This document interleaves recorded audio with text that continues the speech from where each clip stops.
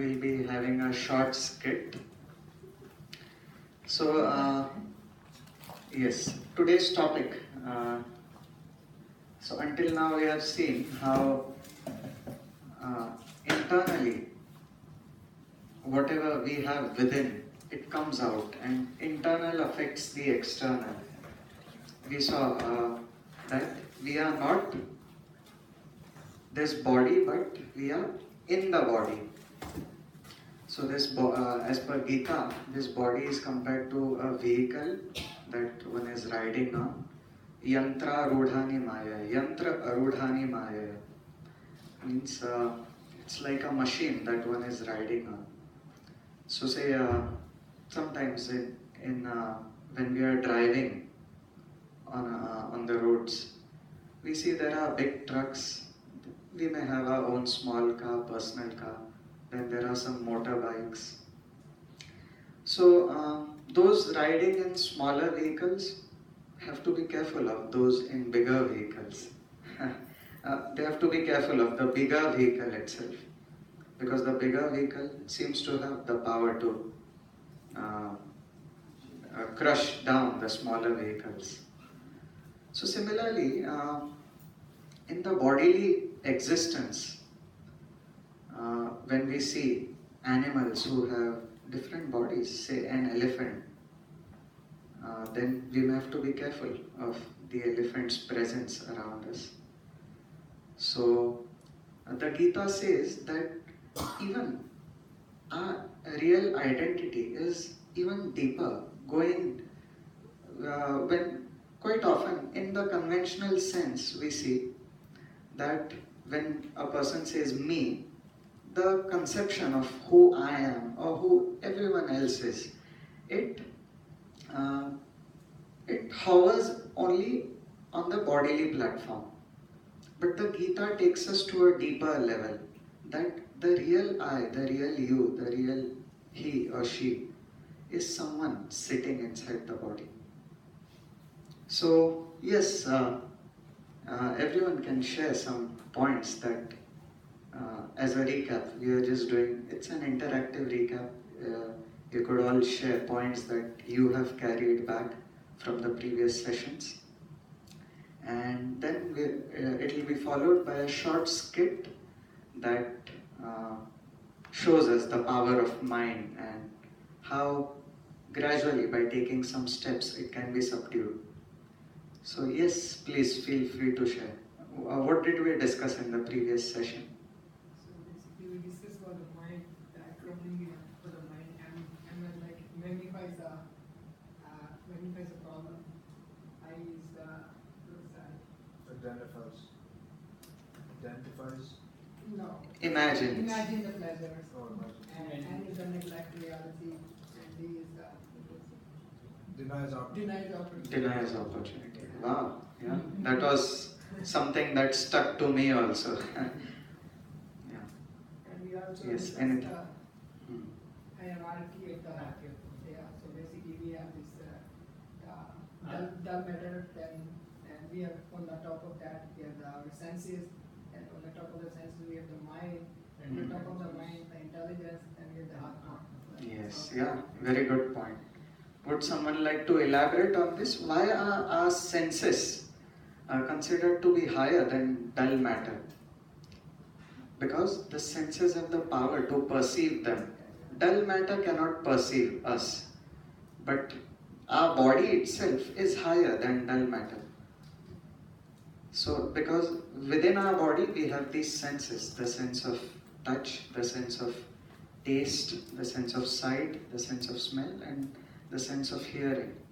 We have these five senses, and these five senses can perceive dull matter. But it's not the other way around. So the senses have a higher nature of existence compared to dull matter. Okay, then why do you think the mind is higher than these five senses? Because mind can control these senses. Technically, it can, but Yes, yeah, doesn't. good point. Whatever we're gonna eat, we can eat. So mind. Yes, yeah. The mind gives direction to the senses. The senses are not aware of each other. The eyes do not know what the ears are going through. The eyes can never perceive sound, and neither can the ears perceive sight. But yet, the mind is like the connection between all five. The mind is like this, it's connected with all five senses. Whereas the senses in themselves are separate from each other. So, the mind is higher than the senses. And why do you think intelligence is higher than the mind? Would someone like to give a Because point? the intelligence can discriminate between the good and the bad, right? The mind. I like to think of the mind like a monkey, right? Because it doesn't know what it wants, and it's always going after these senses.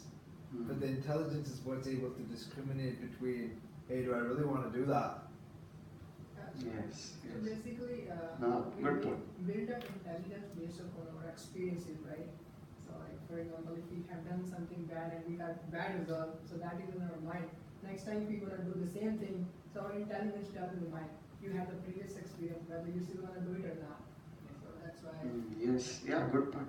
So mind is like an obstinate child. Can we summarize it? Summarize the situation of the mind like that? How do we see restless children? What do restless children usually do?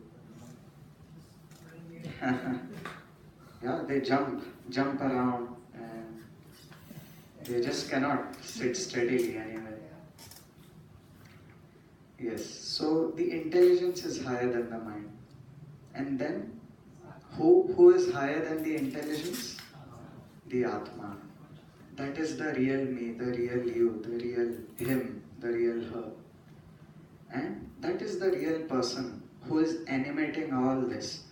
Without the Atma, the mind, intelligence, the senses, they too, although higher than dull matter, they too are actually matter. And without the Atma, they have no existence. So it is the Atma, the real person. So that's what the Gita says. In fact, this is the very first teaching of the Gita, that we are not this body, we are the spirit, the soul. And there are so many beautiful verses describing the qualities of the Atma. Especially this is given in the second chapter. So there's one beautiful verse, 2.20. Na jayate mriyate va kadachin nayam bhutva bhavita va na bhuyah ajo nityah shashvatoyam purano na hanyate hanyamane sharire. This soul, the Atma, it neither has a beginning nor an end. It is eternal.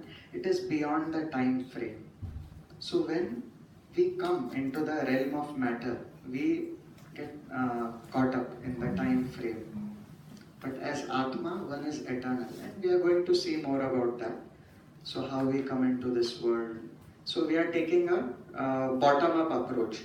Sometimes in this device sessions, we take a top-down approach where we talk about the real existence at the spiritual level. And then we gradually come down in a hierarchy, and we talk about our current situation, our current status quo. How come we are here? But in these device sessions, we are going to take a bottom-up approach. I am here currently. Everyone believes, oh, okay, we exist. But how do we exist? Where have we come from? Have we just come out of nothing? Sometimes such topics may cause a confusion to someone. Who am I? Where am I? But at a functional level, if we apply even a little intelligence, everyone can perceive I exist. And then from that point on, we take a bottom-up approach. And this is what we are doing in these device sessions. Taking a bottom-up approach. We know and we feel that we exist. So who are we? And then where have we come from? So this is the progression that we will be taking. So yes, everyone can share more points on this now. So what? So, could you just, recap on that subtle body that we discussed last time? Yes, yeah, definitely. So, as we see, What is the difference between our body and we, the real person, the Atma? Would someone like to share some points on that? So basically, this body dies and after dies. Yes, Atma is eternal. Yeah. And This body doesn't carry over, like Atma carries over to next birth. yes, yeah.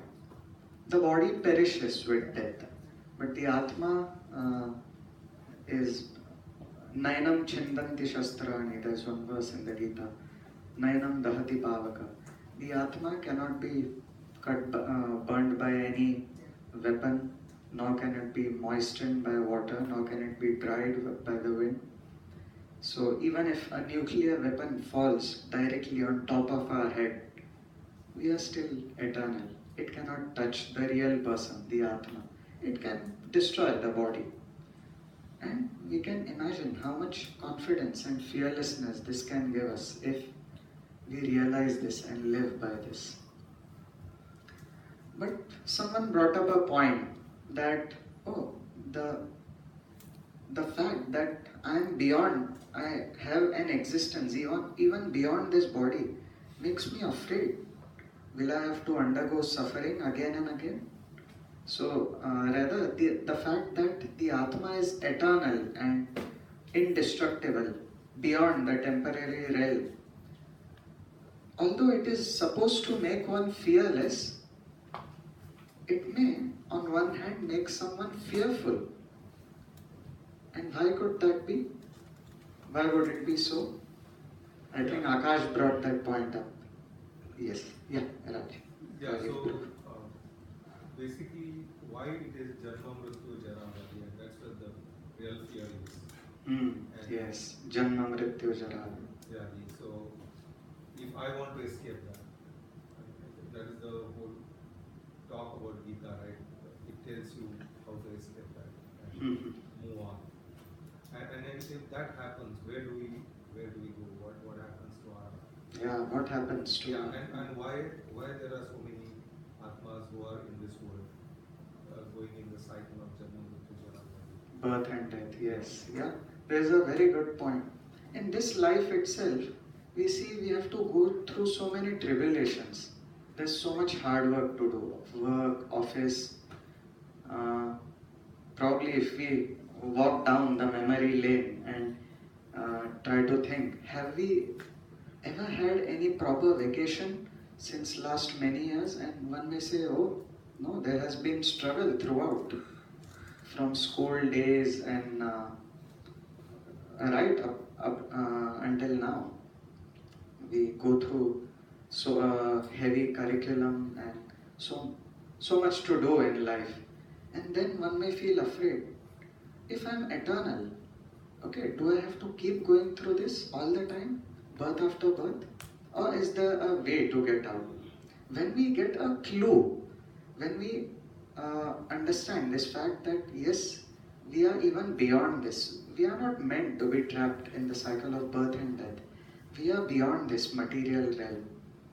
Then actually we begin to feel fearless about our eternality. And then the temporary features of the material realm do not disturb us. Yes. So now coming to this point, we discussed we have uh, three types of three levels of existence. So who is this? Atma, the real person, the real me, the real you. And then covering the Atma is the subtle body, consisting of mind, intelligence and false ego. We may not have discussed much about false ego, but just to give a brief definition, the whole picture will be clear when we even go higher. We are taking a bottom-up approach. We are first talking about our current status quo, and then where have we come from. So once we get the whole picture of even the highest reality, then it will be clear, oh, what is this false ego? So ego means, what is the definition of ego, by the way? How does any dictionary define ego? I myself. Yes, I. yeah, the conception of I, one's conception about who am I, what does one think about oneself. So there is true ego, which means one just knows facts about oneself, and then there is false ego. So here, the subtle body consists of mind, intelligence, and false ego.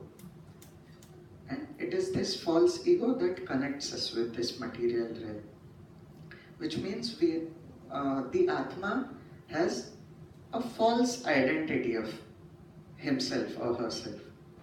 The Atma thinks itself to be what it is not. So that is false ego, a false conception about oneself. And then we saw the intelligence which gives directions to the mind. We can even feel inside ourselves. Sometimes one may feel disturbed about how one's mind is reeling, jumping from topic to topic. And uh, yeah, the mind may think negatively about someone. We are going to even have a short skit on the nature of the mind. And yes, but then we feel one force within ourselves that speaks, no, don't think like that. Don't go into this zone. What is that force within us? It's the intelligence. Now the intelligence could either be corrupt or it could be sharp. So yes, it is possible to sharpen the intelligence, and therefore the intelligence can take control over the mind. And once the mind is not restless anymore, it causes less trouble to us. So yes, that's the subtle body consisting of mind, intelligence, and false ego.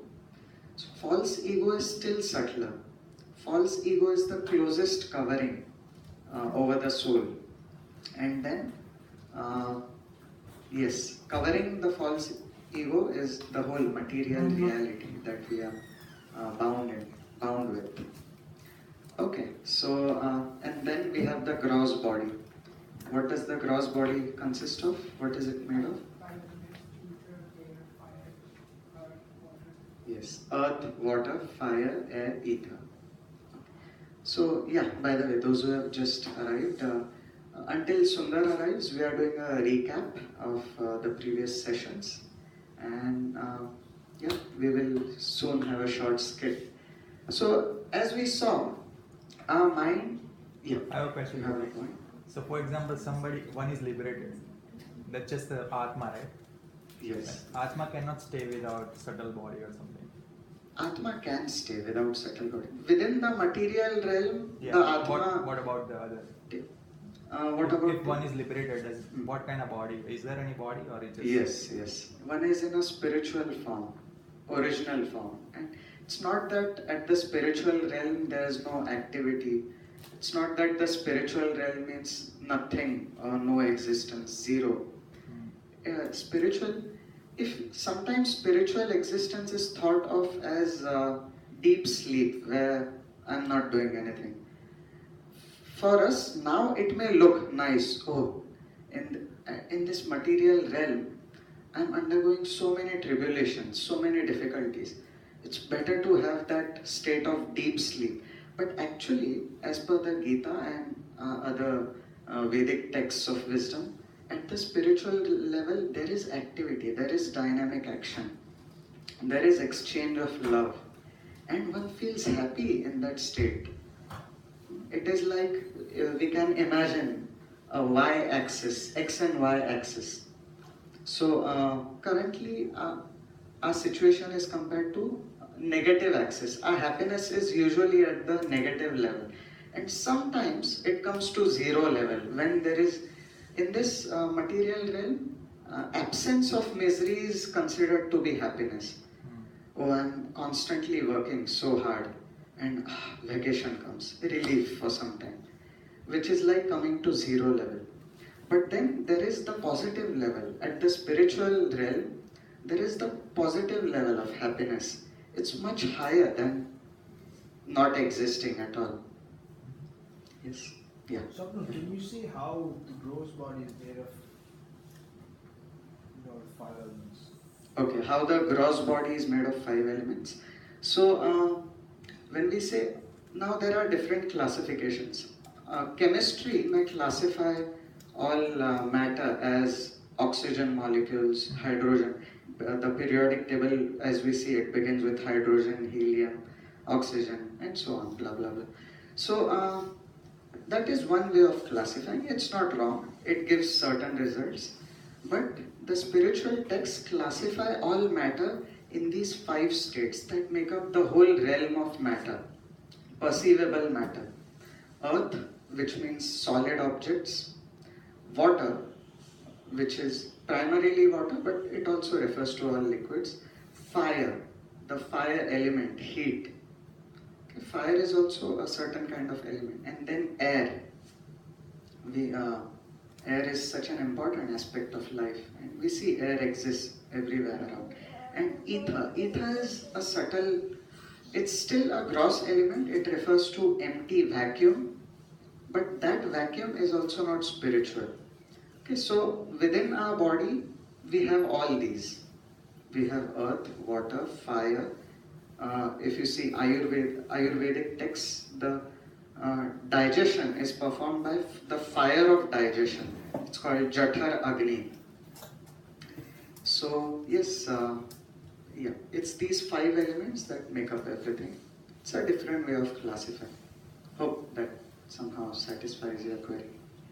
Yeah, it's just hard for me to visualize that, like, my body was actually made of this outer layer, whatever I'm made of, is made of those 5. Yes. We have the water in the body, right? That's the one thing. And like, Yeah. I mean, the fire is The fire, like, for the digestion. And like, we have also air, like when you go for the morning, right? Morning, you go to toilet, right? So that flushes out. That is what the air does it. Yes, yeah. Flushing, okay. Yeah, so although, yeah, we may not understand the technicality of all of this, Ayurvedic doctors especially, they analyze the body in this way, earth, water, fire, ether, and yeah, they also have amazing results. And of course, sometimes not that Ayurveda is everything. Whichever works for us to practically go on with life, yeah, one could use those. Other fields of medicine analyze the body in a different way, with the modern context of chemistry. So now at this point, yes, last, yeah, sure. So I think last time you mentioned like we carry the certain body to different births. So I've kind of forgotten that. Could you just quickly recap that? Oh yeah, sure. So it's the gross body that is with us for one life. In this life, we are born in a certain family. We have a certain name. We are residing in a certain location in California, engaged in certain activities. So that is the gross body. Now the subtle body, at death, the subtle body still remains with the Atma, and then the Atma goes along with the subtle body to another life, it enters another body, and by the good arrangement, by the benevolent arrangement of nature, one is made to forget one's past memories, but one's tendencies continue. Whatever one does in life, say for instance, in any action we perform, 2 things come along with it. One is reaction to that action. Say someone drinks alcohol. Along with that, 2 things will come. That particular day, he or she will be under the influence of alcohol. And second thing that it comes along with it is the tendency to do it again and again. So now, when the Atma goes to another body with the subtle body, it doesn't carry the exact memories of what it did in the past life, but it carries the tendencies. So that is what, and yeah, we will soon be discussing the laws of karma. What has brought us into whatever we are, whatever kind of bodily structure one has, whatever kind of thinking one has. What is it that brings us to that point? So we will be delving more into that. So once we understand the whole picture, the bottom-up approach, currently we have discussed the bottom rungs of the ladder. We will be discussing the higher realities soon. And then, yeah, we get a clear picture. So last time we saw the mind, we saw an acronym for the mind. It does many things to us. And we will show a scenario where we have our friend Kushal who will represent someone's situation, what mental states one may go through. And then we will be discussing more about this acronym for mind. And we saw M for magnify, it magnifies issues. I for imagine, it imagines pleasure, or it imagines frightening future situations, or it imagines someone to be having certain intentions. Then N for negate reality or neglect reality, and D for deny opportunity. Quite often, the negativity that our mind gets absorbed in, it denies us of opportunity to grow. So we will see the situation.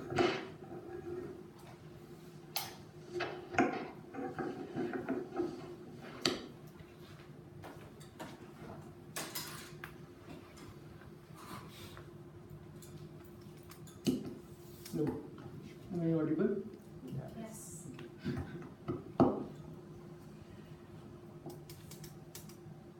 Anil? Yes, but you have to give me a chance to explain it. Anil?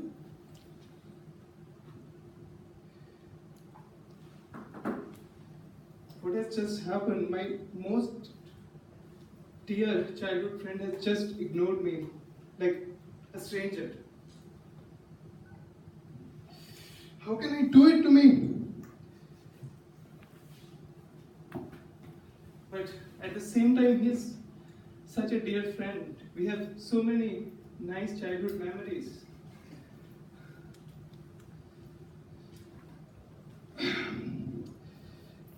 My mind, it creates so much of confusions.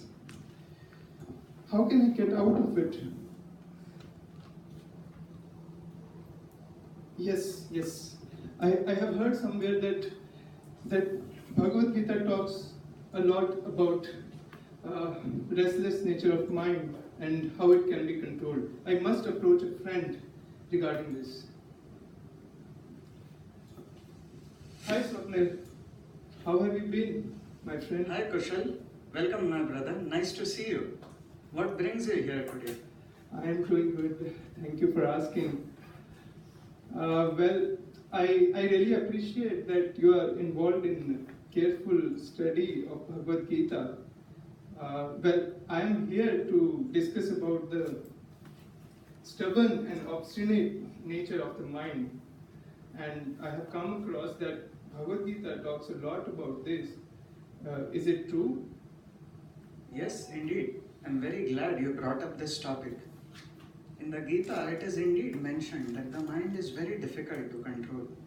But with some spiritual practice, it is possible to curb the restless nature of the mind.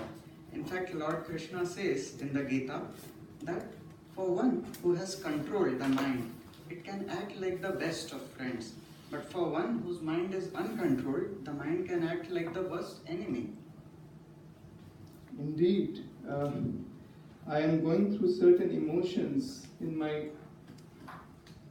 last couple of days, and I can certainly feel that if some dear friend ignores you, then it creates such a great havoc. I'm just going through those emotions in the last couple of days. Oh, did something like that happen with you? Yes, I don't want to hide anything from you. Actually, one of my very dear friend, he just ignored me, and my mind completely went into a state of confusion. I'm not able to decide anything. Although I know that he might not have done it maliciously, but I'm facing a hard time convincing my mind about this. So true, so true. Yes, our mind does indeed create so many troubles. You know what? There's an interesting acronym that describes the nature of the mind. It's very interesting to know, and it can help us solve many problems that we face at a day-to-day level. Oh, is it? Would you like to please explain that acronym to me? Sure, I would be delighted to. The M in the word mind can remind us of how the mind magnifies situation. So say, in this situation, your mind is magnifying the issue that your friend ignored you, although it may not be such a big thing. So M for magnify. Oh, that is indeed very interesting. How about the letter I? What is that? Yes. And the letter I could remind us of how our mind imagines frightening future situations, or it imagines others' intentions. So say for in the case of this same example, your mind may be imagining why your friend is acting like that. Is he angry with you for something you did in the past? Or is he jealous of you for some past success you may have had over him? And then, due to such imagination, we end up putting a label on others and we end up judging them. Isn't that true, Kushal? Actually, that is so true, my friend. There is something which I'm really going through every day after this has happened.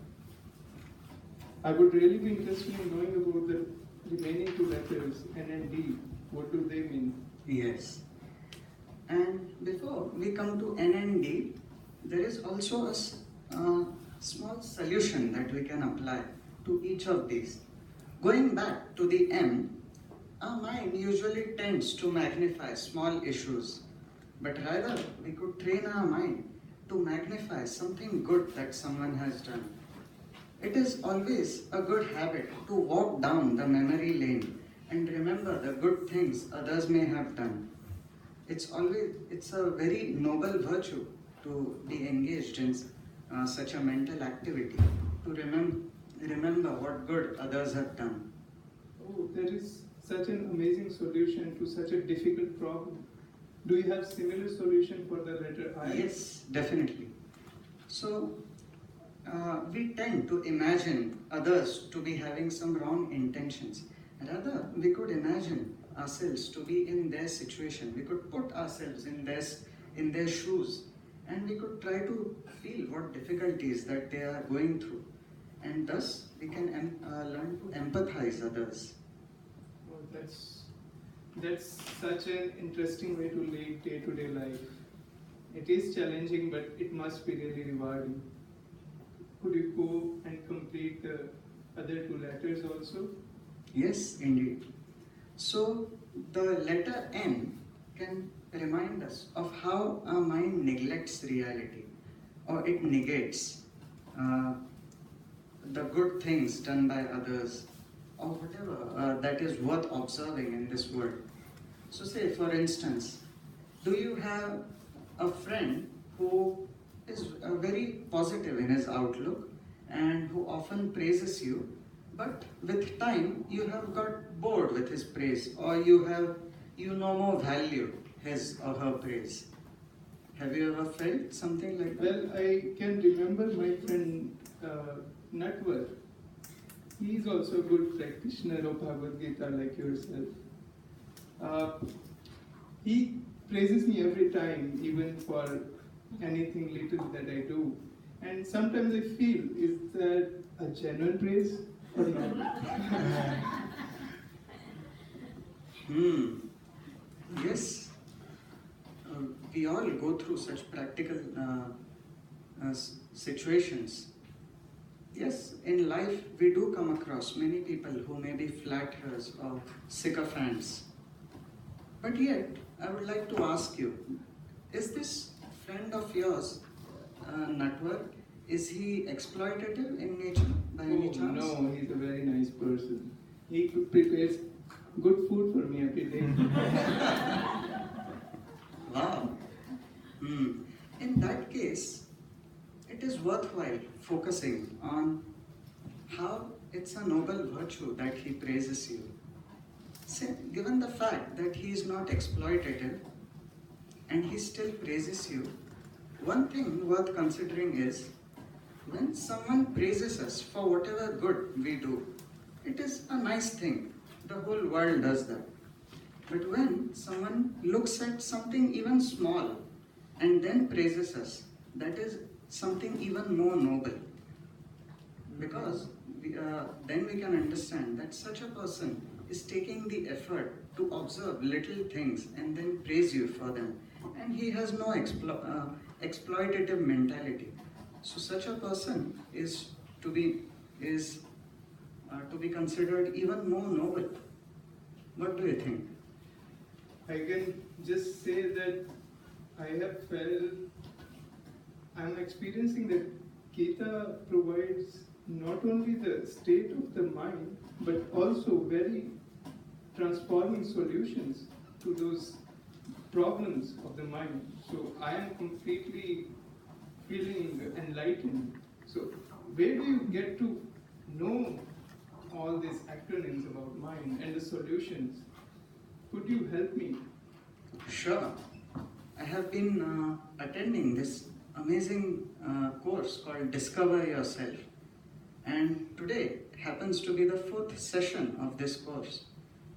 And it's really a fantastic way to learn about our spiritual existence, about how we can transcend day-to-day problems. Would you like to join with me?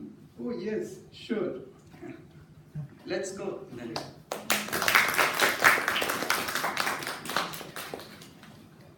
Let me get the little glance, I guess. Sure. Okay. So, meditation or something? How much? He's around the corner. Maybe we can continue with today's. You can give little introduction. Okay, sure.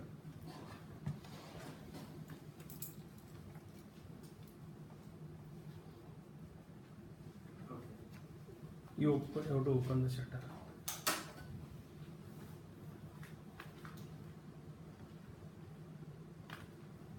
Okay, so, hello. Hello. Is it audible?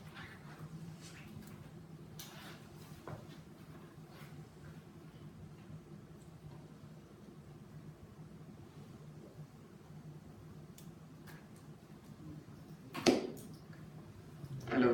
Yeah. Okay. Sorry. Thank you. Okay, so Sundar is almost here. He got some urgent family responsibility, so therefore the delay. But hope you found it engaging, the recap. And so we will soon be discussing about the 3 modes of material nature that act upon us. So until now we have seen how the spiritual force, Atma, what is the hierarchy we saw? That the Atma has control over intelligence. Intelligence has control over the mind. The mind controls our senses, and then that's how we act in this world. And we saw an interesting picture that that explains our situation in life. So our senses may be under control or they may be out of control, and our existence is compared to a chariot. Uncontrolled senses can lead the chariot of our life in a haphazard direction. So, and then the mind is compared to the ropes that handle those horses, and intelligence is compared to the chariot driver, and we, the real person, the soul, is compared to the passenger in this body. Now we can see the passenger is bewildered and does not know the goal of life or the goal of existence. Why am I here? What direction am I going? The passenger is almost helplessly sitting in the chariot of existence. And this is a very pertinent analogy given in the Gita describing our existence. But when our intelligence is sharpened by spiritual wisdom, and spiritual practice, then the chariot of our life goes in a proper direction. There's one verse in the Gita, 2.41, where Krishna says, Vyavasayatmika buddhir ekeha kurunandana bahushakha hyanantascha buddhayo vyavasayina. So this means those who are resolute in purpose, their intelligence, they are one pointed. They have a fixed purpose. They do not deviate from that purpose. But those who are irresolute, their intelligence is many branched. They get carried away easily. And Krishna says that's not just somebody who hasn't achieved success in life. That's not the situation of someone who hasn't done anything in life. It's also the situation of many who we may consider successful in life. For instance, would someone like to give examples of successful people who were yet not happy, and who we hear of many people who have even committed suicide in life because of not having a true goal, a true direction in life, true happiness, true joy. Yes, Rajiv. I think you're missing an important dimension here, because if you see, most of us are driven by the senses first, okay? Yes. And we are always busy in pleasing ourselves. Yes. Okay, and Sensual gratification. sensual gratification. If not, then comes that mind, there, and the self ego and goes back. But what is driving us to do that sense gratification is an important factor, and what I understand is called Maya. Yes. Are we going to talk about Maya? Or Definitely, yeah. As we discussed in the beginning, we are taking a bottom-up approach. Yeah, sometimes when the device course is taken, we even take top-down approach. We talk about the highest reality, spiritual reality, then how we are a part of that reality, and how somehow due to a certain choices we come into the material realm of existence. But currently, the approach we are taking is bottom-up approach. That's fine, but then I have a question based on this picture. Yes. If the Atma is bewildered and doesn't know what's going on, and he has no control, or he or she, whatever, or it, I don't know how can just call that as Atma. So when Atma has no control on the chariot, why it is sitting there? Yes. Atma has the power to desire, though.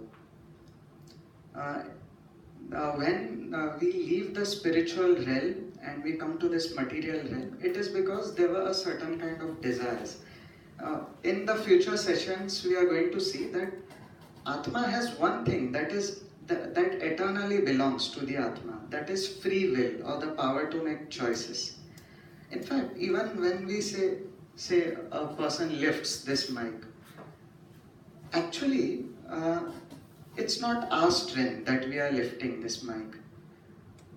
Sitting inside, we can desire to lift it, and then the whole setup, the material nature, and as we will soon see, Sundar is here, so we will soon be delving into this topic.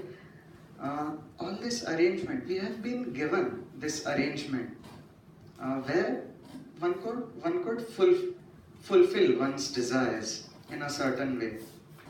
So this arrangement has been made that facilitates us to express our desires. As Atma, we have the power to desire, but yet the Atma is confused in the current material level of existence. And as you said, how the Atma seems to be under the influence of something that is undesirable, and you said Maya. So we will soon be discussing about that. It will come in future sessions. And I think in current state, he doesn't have power to go out. So he has to. That was why it is sitting here. Yeah, so he's just like powerless in current state in this sport, right? Okay. That's why it is called. We are, yeah, in one sense we are, but Yet, if we make certain choices, if we develop spiritual intelligence, if we sharpen our intelligence with spiritual wisdom and spiritual practice, then the Atma. Is it possible that Yes. due to the past karmas, the Atma has to follow a certain path allotted to it? Is it Yes, yeah, that is also true. In fact, this session, this and the next session, we'll talk a lot about karma as well as the three modes, sattvagun, rajogun, and tamogun, that do control us. Although we have the power to make choices, but yet it has been covered up due to past conditionings, as you mentioned. That we keep making those same choices again and again. Okay, so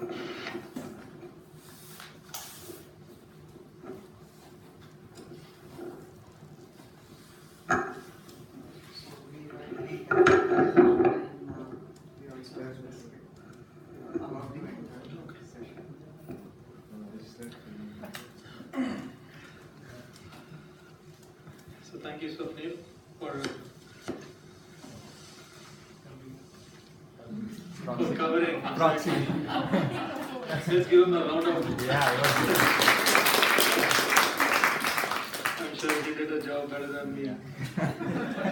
So that was just to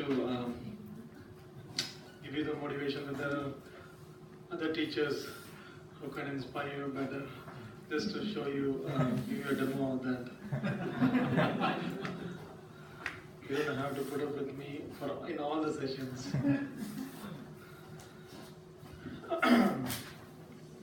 So, so this slide talks about two kinds of. So because last week we stopped at how the subtle body, gross body, all these different details, and that how the subtle body goes along with the Atma, even when the gross body withers away. And just to give you a brief intro, we will talk about the subject more in the coming weeks. There are two kinds of Atmas. So we have been discussing about Atma, but then the Vedas also talk about specifically two, especially the Bhagavad Gita also, it talks about the two kinds of Atmas. One is called Jivatma, and the other one is called Paramatma. What is the first one? Jivatma. The other one is called Paramatma. And the other word for Jivatma is Anuatma, or the minute.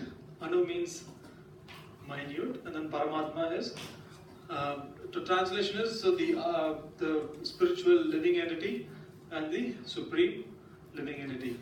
So the Bhagavad Gita indicates this. So this picture, it's actually, this is an analogy from the Upanishads. It's the two Atmas are compared to two birds on a tree. And so one bird is a witnessing bird. It's witnessing what's happening. And the other bird is actually trying to enjoy the fruits from the tree. It's going from one branch to another, it's going to different trees, it's trying out many things. And so it's trying to eat many fruits and trying to enjoy and trying to experience different things. So which one is the living entity and which one is the Paramatma? Yeah, one observing is, it's easy, one observing is the Paramatma, or the Supreme Being, the one which is actually going from tree to tree is the living entity, as we are going from from building to building instead of tree to tree. So, and who's accompanying us? So the other kind of Atma is the Paramatma, who's accompanying us and acting as a witness. So this is corroborated in the Bhagavad Gita.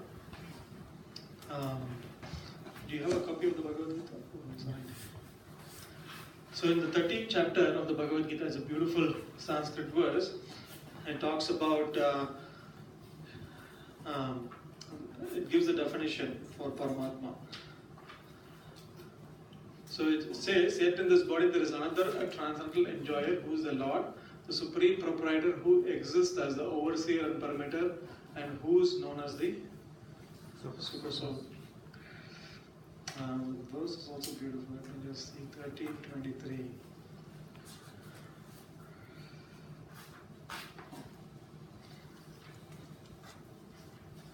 The verse goes like this. Upadrashta anumantacha bharta bhokta maheshwara paramatme iti chapi yukto dehesmin purusha para upadrashta and anumanta. So the Paramatma, the super soul actually, he does two things. He does two things. Upadrashta, he does overseeing and then permitting. So those are the two different functions. Overseer, like how Swapnil was talking about how if you want to pick the mic, then you're able to extend your hand actually and then pick the mic and speak into it, right? For example, you have a paralytic attack or some kind of an attack where actually you're not able to lift your hand. That can happen, right? So we are, as we discussed in the previous weeks, we are, to some degree controllers, but then there is a bigger controller. There is a bigger overseer and permitter, actually, who's, overseeing and permitting all different actions, not just from our perspective.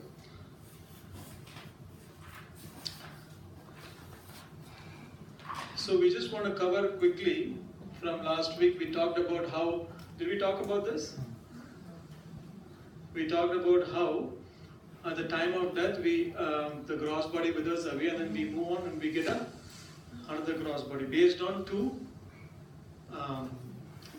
factors. The two factors are based on the state of our consciousness and based on cumulative reactions in one's previous and present life. So it's based on state of our mind or state of our consciousness, and it's based on what is called as karma.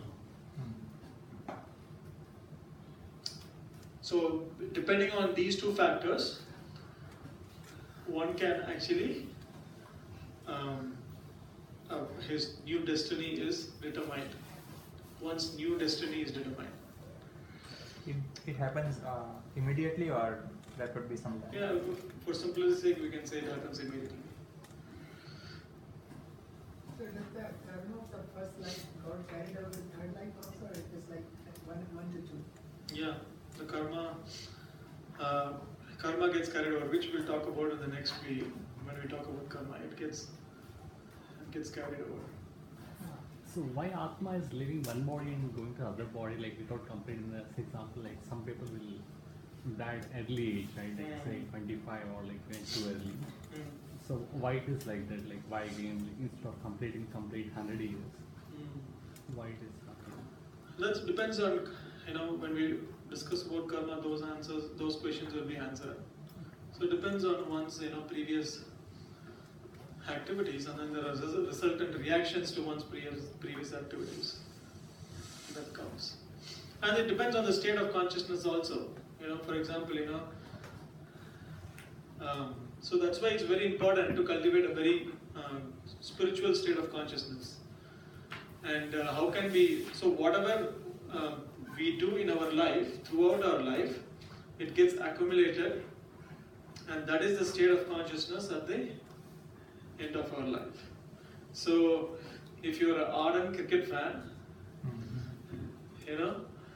and you really, follow cricket, and you really absorb, and 24/7 you just watch, you don't leave even IPL. And then suddenly you're watching, and suddenly India wins the World Cup, and then you get a heart attack. Because of the happiness that, sudden, and things have happened like that. Of course, it's an extreme condition. But what is your state of consciousness? If you're really ardent, if your whole life, most of your time you're absorbed, that will be a state of consciousness. You'll be thinking about cricket, some cricketer, something related to cricket, and that will be a state of consciousness at the time of that. And Krishna says, Yam yam vapi smaran bhavam, thiritante kalaivaram, tam evaiti kaunteya, sada tad bhavamantaha. So whatever state of mind you have at the time of death, that is what will determine your next destination. That's what determines where you're going to get carried to. So just because you think about Sachin Tendulkar doesn't mean that you will become one like him. You may have your next birth related to cricket, and how it is determined by the karma. I mean, you can become like the field man in the ground. If your karma is not very good. So that's how it's very complicated how things are happens in this world. But just to give you, because we want to complete this from the previous session, there's just a carryover point. Yeah, you had a question. I mean, you had a question. Yeah. So when you say it acquires new body in terms of like attributes, or in the terms of like experiences that you will have in the life? Both. So we, in terms of the desires, the experiences you will have. So in terms of your desires, so whatever desires you have, the material nature will try to accommodate that and give you a suitable kind of body where you can experience and enjoy in a certain way that you desire, and according to the karma. So it's a mix of different conditions. For example, if you are a scuba diver, right, and you really love diving into the ocean and swimming in the ocean, being in the ocean all the time, right? So that is what the nature you have cultivated. If that's the consciousness you have cultivated, the nature will say, I will help you more, in fulfilling your desire. Why do you have to have a human body and struggle like this? I'll give you a dolphin's body so the material nature will come, and then it will produce something according to the desire that we have and the karma that we have, and then give us the future bodies. That really depends on the state of our consciousness. Yeah, you have a question. Right. So now we've established that these are the two factors, right? State of consciousness and karma. Right. This is what we believe in. Now, how about people who believe differently? For example, my friends are atheists. Now, that doesn't mean they don't believe in God. It's just that they're not against God, but they still believe in God. What about people in Islam or Christianity? And so we are creating this spiritual mindset so that at the time of our death, hopefully we remember God and we get liberated. But then how does this carry on? Well, it's a universal principle, like how if you have fever and you take crocin, it doesn't matter whether you are following which faith you are following. Crocin will act, and then it'll reduce the fever. So similarly, these are universal principles. I mean, it's not it doesn't belong to it is a Krishna is saying this is a system. This material world is. This is the nature's laws, and this is how everything is functioning in this world. So it doesn't matter which faith you are from or which faith you are in. It's going to. I mean, it doesn't matter which faith you drive 50 miles per hour on a 25-mile road, the cop is going to catch you and give you a ticket. That is the law of the land. The law of the land is going to act irrespective of what faith you are going to follow. So similarly, the nature's law is going to apply to you irrespective of. Yeah. So Krishna is saying, this is nature's law. This is how nature is functioning. And this is how you get so many different living beings. In fact, Krishna goes on to say in the 15th chapter, we'll look at that verse. He says, one gets a particular kind of nose, eyes, ears, and the whole body and the whole setup, depending on one's mental makeup actually, and the way one wants to enjoy in this life. So one gets a particular kind of body according to one's propensity. This is the logic behind how things are functioning in this world. It's not. It's immaterial whether you believe it or not. So how things works for animals, like their karma get decided? Yeah, we'll talk about that when we come to the section of karma. Any other? Yeah. So the first line says it requires a new body. Right. Is it like always you need to get a new body, or is it something that you don't have to be for? Well, the only time when you don't have to take birth is when you become enlightened completely. So there are only two states. Either you become completely enlightened and you don't need another body, because you don't have any. There's a beautiful story that one of our teachers gave. Is that there was a marriage party, and then they wanted to actually, in those days, olden days, and they wanted to actually cross from one bank to the other side of the bank across Ganga, and then say they got onto a boat. And then the boatman, invited them, and then everybody got seated. And then he was rowing the whole night. And then the sun actually, arose. And then they all saw that they were actually in the same place. But then there's all sound coming of splashing, and the guy, the boatman was rowing the whole night, and he was also bewildered. How is that I was rowing the whole night, and then we are still in the same place? It was because the anchor was actually put down, and it was anchored to the banks on the ground. So the boat was not moving, but it was rowing. They were not able to see, whether they were going to the other side or not. So similarly, as long as we have anchor our attachments to this material world in the way we want to enjoy, we can grow as much as we want. We can attain higher position in this world. We can go to lower position. We can become a king. We can become a pauper. All these different things we can go through, but we'll never be able to get out of the world. So as long as we have our anchors, our attachments in this world, then it holds us to this world. But when one is free of all this attachment, one is attached to the Paramatma or the Divine, then one can become free from this lower form of attachment in this world, and then one can become enlightened. When one comes to the state of enlightenment, then one can actually is qualified to be liberated. Prabhuji, I had one doubt.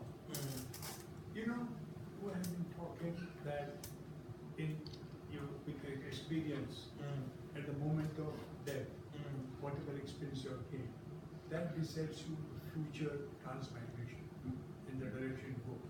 What about the other forms of Jivatma, which are not in the human body, but no, that's the same question. It was before that 8.4 million. yogis? Yeah.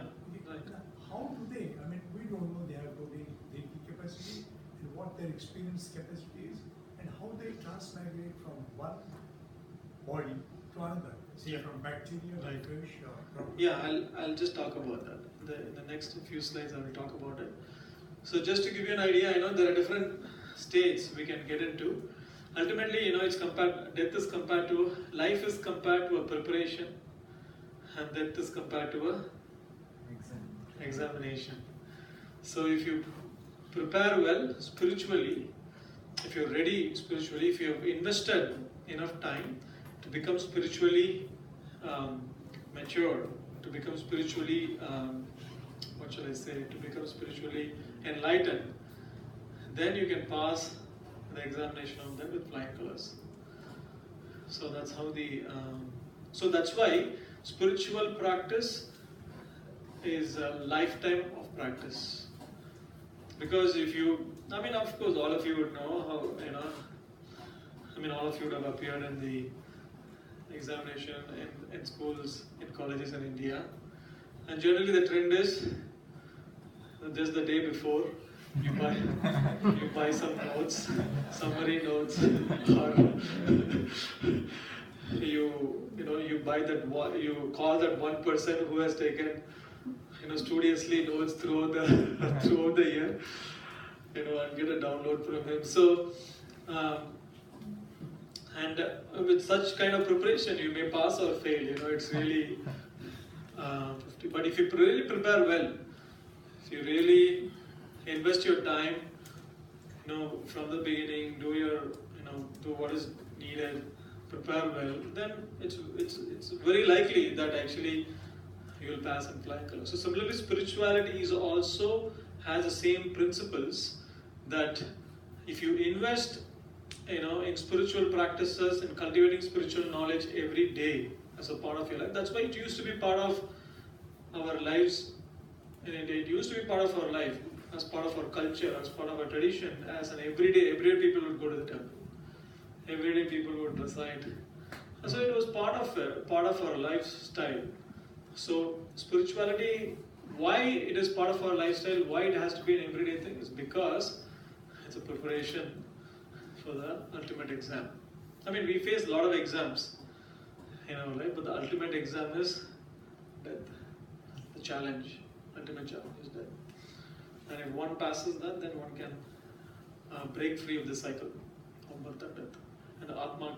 So that's why human body is special, because you can do this in the human body. And invest your choices, apply your choices in the right things. But why are we put in a world full of attachment? That will be why we put. That's a good question. Very good question. That will be answered in session 5. Prakriti. When we discuss about Prakriti, the material nature, the material world. Why are we in this material world? Ultimately, we have these attachments because we are in the material world. So just to extend your question, why are we in this material world? Because other scriptures, for example, I don't know if you've come across like Devi Bhagavatam and things like that, where they say there are different galaxies with different worlds, where people over there are much of a higher, intellect than what we live in today. So why are we put in this world? Why not in that world? So there has to be some sort of a hierarchy, perhaps, right? Yeah, all those things will be. We will discuss all those things in the next 2 sessions. Karma and Prakriti. So yeah, this is the whatever state of being one remembers when he quits his body, O son of Prakriti, that state he will attain without fail. This is the Bhagavad Gita verse. The living entity in the material world carries these different conceptions of life from one body to another, as the air carries aroma. As the air carries aroma, similarly, the different conceptions are carried in the mental state. Thus, he takes one kind of body and quits and takes another. The living entity, thus taking another gross body, obtains a certain type of ear, eye, tongue, nose, and sensor and sense of touch, which are grouped about the mind. He thus enjoys a particular set of sense objects. So there is another verse from the 15th chapter of Bhagavad Gita that he takes a certain type of senses which is grouped about the what? The mind. That was his way of focusing here on. Just grouped about the mind. So whatever your mental state is, that's how you get accordingly you will get a physical apparatus, physical machine or a body, this biological body. He thus enjoys a particular set of sense objects. So, as you see, because humans are one, as we were discussing, there are 8.4 million species of life. Out of that, only certain are human species of life. There are other living entities also. And as we were talking about that example of scuba diver and how, that is one's desire, then the nature can award a person a body similarly. So similarly, you can see all these different living entities. So can somebody answer the question why there are so many different living entities? Every living entity has a different level of consciousness. Is there a different level of consciousness? Okay. And there are different. Some kind of desires. Yeah, and they all have different ways that they can enjoy. They have different ways that they can enjoy. So, according to so these are the choices available. Like how if you go to a showroom, they'll say, okay, these are the cars available for you. Right from the lowest price to the highest price model, these are all the different cars or the vehicles available to you. So the material nature is saying, look at this, all these options you have. And but if you are wise, so if a human behaves, and we have seen this, right? A human can really behave like a saint, or he can behave worse than an animal, right? So if a human behaves worse than an animal, then material nature, what it will say? Why are you wasting a human body? You know, if you really want to behave at this level, I'll give you a body corresponding to it. So one can actually degrade. That's why a human body, a human life is a junction. One can go up or go down. If you use your free will on your choices wisely, then you will go up. If you misuse it and misuse your free will, then one can go down. And of course, one point of thing is that because only human beings have this, the ability to exercise free will, because the rest of the species, they only act based on instinct. They don't really make a choice. They just act based on instinct. But the human beings, they can actually, even though there is the instinct, there is the impulse, there are urges in one system, one can still use the free will to make a particular choice. That's why karma accrues only for human beings. Because human being can exercise that free will, and he has the intelligence to discriminate between what is right and what's wrong. So karma accrues, whether it's good or bad karma accrues only for human beings. So what happens when one goes through the lower species of, when I say lower species of life, because different species of life, because they don't have the faculty to discriminate between what's right and what's wrong. So what happens is, of course, we will talk about this, only the residue of karma burns. It's never accrues in the other species of life. So human and up, right? Huh? Karma is only yes, for human and up. That's correct. Okay. Thank you for clarifying that. Yeah. So you said like based on you get eyes, ears, and all that. So some people don't have those, like with the disability. I mean, they have, but it's not functioning the way. Yes. So Right. is it also like decided by past? It's decided by karma. Yes. So Prabhu, it means that you don't collect any baggage from the lower order of life. You don't. It's only up there. Yes. You can collect as much as you want in human form of life. And only humans collect actually. Animals don't collect. Maybe monkeys. They try to imitate, but only humans collect. Animals don't collect. Yeah. So if human is the highest form of karma, and then we say next is the animals, so why we still worship animals in Hinduism, like cows? Yeah, that's a good question. Because I mean, in short, of course, human is the highest. Because the reason we worship, there are many ways you can look at it. You can look at it from a spiritual viewpoint, from an economical viewpoint, from a utility viewpoint. There are so many. From any viewpoint you look at, cow is very beneficial for human beings. I mean, there's only one living entity in this world whose all outputs can be useful, and especially useful to human beings. And it's also, of course, there are also spiritual reasons, but it's said in the Vedas that there are 7 mothers to a living. When a person is born, there are 7 mothers, and one of the mother is cow. Because ultimately, if a kid is, of course, after a year or year and a half, after a year, the kids actually start drinking milk from the cow. So it's not different than one's mother in that sense, and one grows up drinking cow's milk. So in that sense, it's not different. The river, the cow, the queen of the land, of course, the mother who is given the biological birth, the nurse, and there are 2 others. So there are 7 mothers. the Vedas claim. So, because and of course, the other reasons are cows were essential to live. No, but Without our karma is better than the cow. certainly, because ultimately, I think there are few living entities from which they can come to a human birth, and cow is one of them. But our karma is better, but we can misuse it. No, she had a question.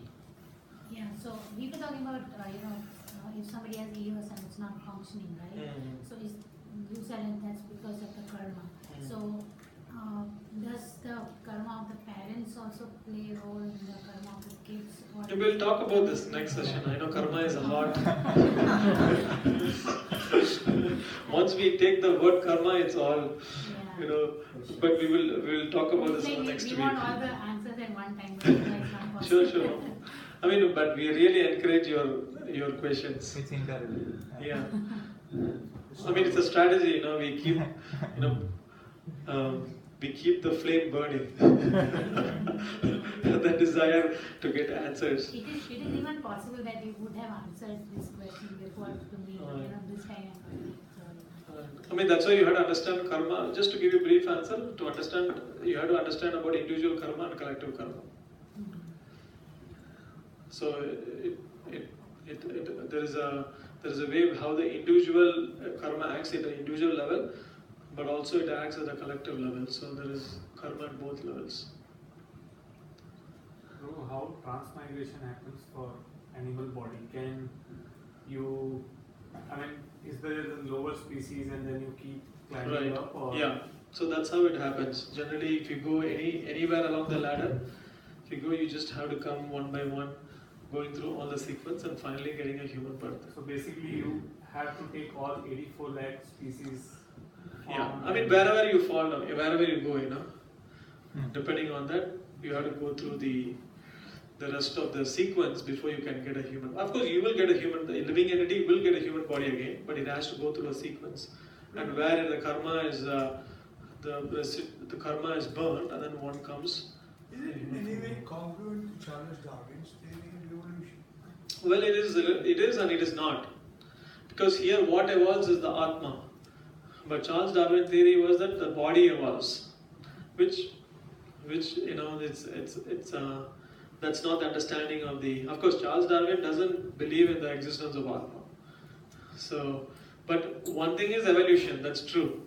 Here, there is the evolution of the Atma going from one body to another, but all the bodies are simultaneously present all the time. A limited congruence, in the sense evolving from the lower order to the higher order. But what Charles Darwin presented was the evolution of bodies itself. But we are not talking about the evolution of bodies here.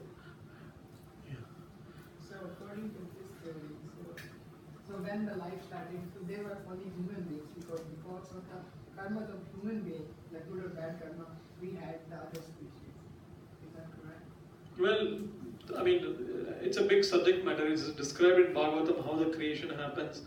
So the first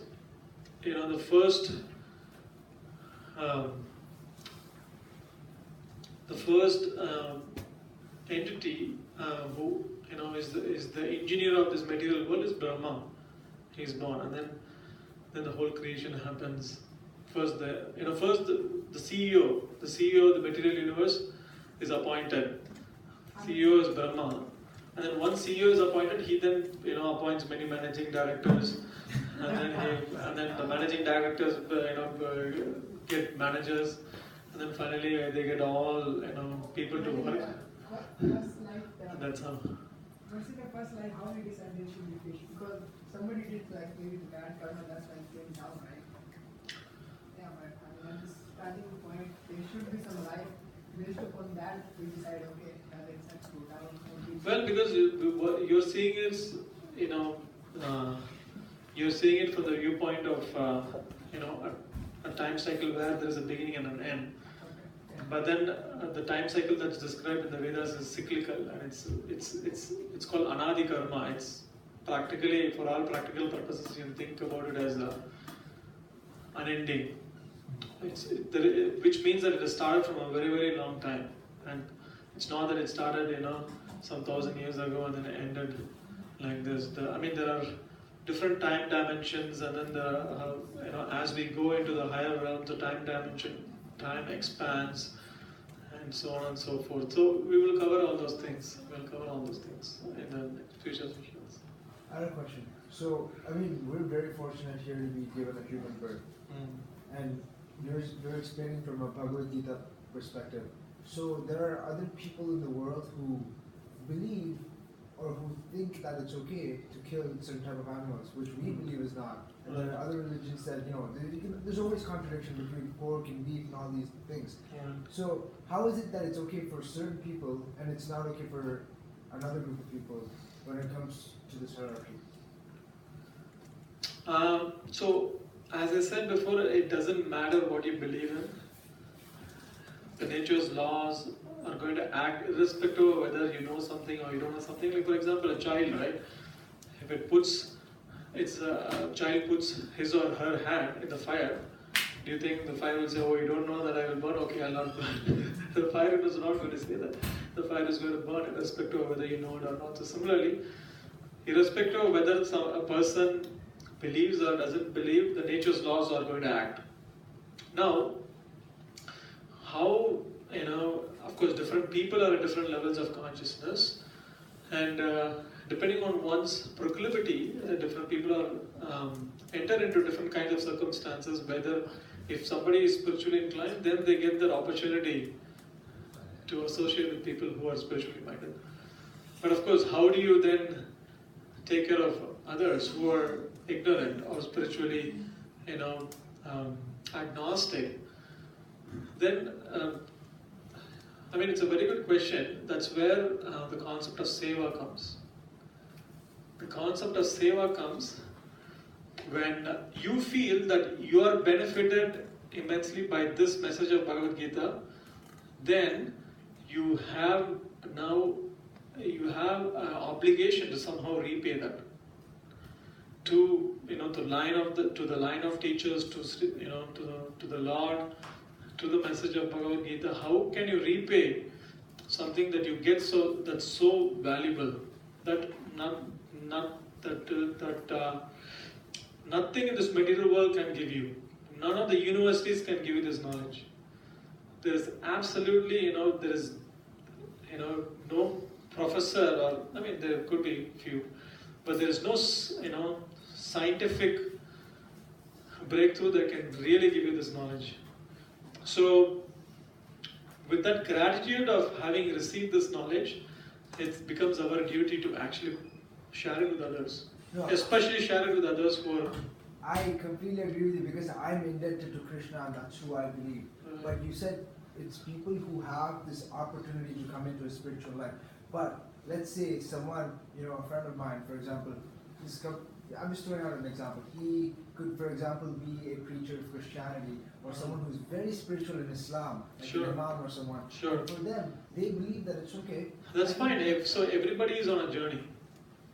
So if somebody is sincere and wants to advance spiritually and wants to know the origin or source of everything and wants to know about, get deeper into how things are working, want to understand about God, want to understand about the Supreme, then automatically, there is a way that the Lord and the Paramatma will guide them in the right association.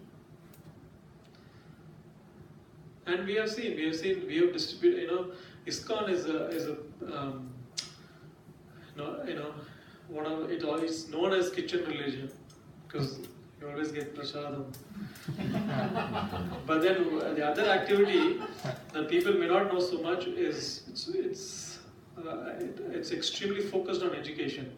It's extremely focused on distribution of knowledge through books. And we have so many projects actually. And people from all over the world, there are millions of Bhagavad Gitas that has been distributed. And people have read it and they become inspired overnight. Christians, agnostics, Muslims, and so if they have the sincerity and they have, they have the Bhagavad Gita in hand, and then it just lights up. And Krishna makes all those, the Paramatma makes all those arrangements. supreme soul. So it doesn't matter which faith one belongs to, it's just a matter of sincerity. Is fate the after effect of karma, or is it a co-traveler of karma? Fate and karma, the relation. Fate is the after effect of karma, to a large extent, but there's also free will involved. We'll talk about it next session. So regarding this point about something being okay for someone and not being okay for someone, I had heard one analogy in the past that say a father has two children and one is scoring 40% in exams and one is scoring 80%. So if the child who is at 40%, if he somehow comes up to 60%, the father will glorify that 60% platform for him. Oh, that's so nice. But for the child who is at 80%, that 60% platform won't be glorified. No, that's not for you. That's what the father will tell that child. So, yeah, would that be something related to this? Yeah. Of course. Yeah. So what about the great scientists, example like Newton, like no? So what next, like he will become? What? So he's not in the spiritual path, but like he's completely in the technology side, right? So. But he was a devout Christian. If I remember correctly, he was very devoted to God. Even though he was a such kind scientist. of people, like no, at next generation, like no, next transformation, like what they will become. So people who are devoted will continue to become more devoted, and will continue to grow in spirituality. And people who are atheistic, they will continue to get into environments, or they will continue to have births or situations where they have the capacity to fulfill that. Actually, they have the facility to fulfill that. Unless somebody intervenes and then gives them a Bhagavad Gita. And then there are many situations where people have. I just heard one of my friends tell me, he was giving out, showing books and giving out books on the Bhagavad Gita and spiritual literatures at Stanford. And then he just called, at Stanford or another university, he just called out, one of the students he was walking by. He said, "Hey, come and check it out. Check out some of these books." And then he came over, and then he really thanked him for calling him, and he was talking. And then after some time, he opened up. He said, "I was thinking about suicide many times." And then he was telling him, and he was opened up, and then he was telling him, I just couldn't find answers to, things are so troubling for me in my life. I was contemplating about suicide. And then my friend actually gave him a bunch of spiritual books, including the Bhagavad Gita. And then he gave him confidence that, if you read some of these books, you'll get answers to many of your questions, and you'll be able to apply things in your life which will lead you to peace and happiness that you're looking for. So we come across such incidents practically, every week, where people are on the verge of breakdown, and then suddenly, so ultimately, even if one is a scientist, he has to still go through life, and life knows, and life knows how to smash our pride and bring us down to our knees if we are proud. So there's a way that the universe acts like that, but such things help people quite a bit. So what are the other ways to basically gain spiritual knowledge apart from Bhagavad Gita? Well, we primarily follow, personally, some of us here, we primarily, first of all, that's a lot.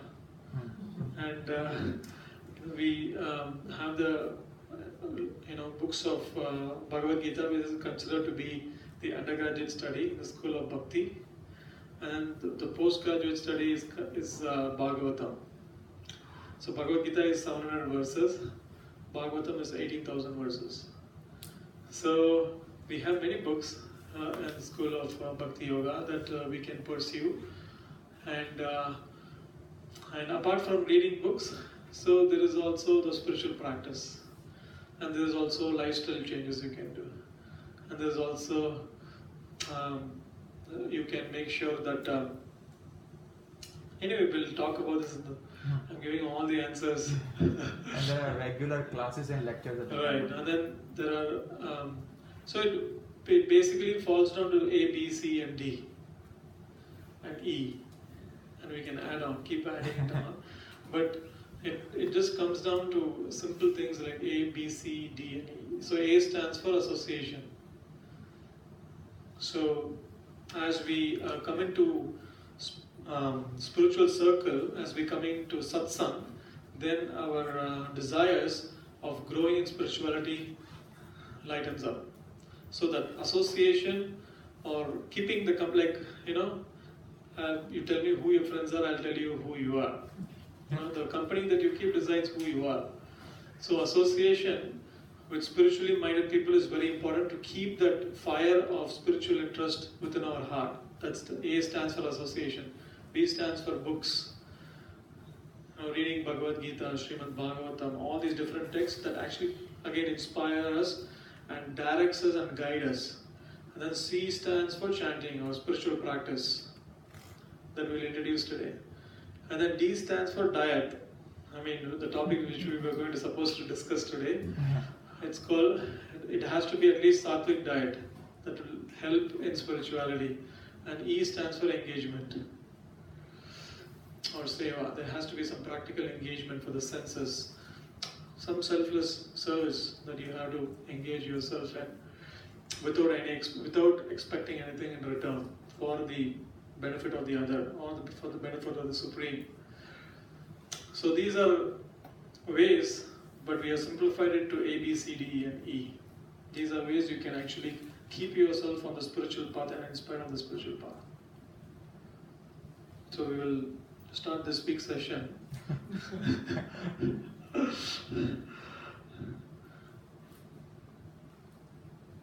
Anyway, these are different. So why change of body? Body like a vehicle has life expectancy, counts for enjoyment or suffering. Desires keep changing. According to the association we have, our desires keep changing. Sangat sanjayate kama, Krishna says. Sangat sanjayate. So sangha, what sangha you keep? Sangat sanjayate kama. Kama is desire. Whatever association you keep, that is how your desire will become. And that's what the desires you will have.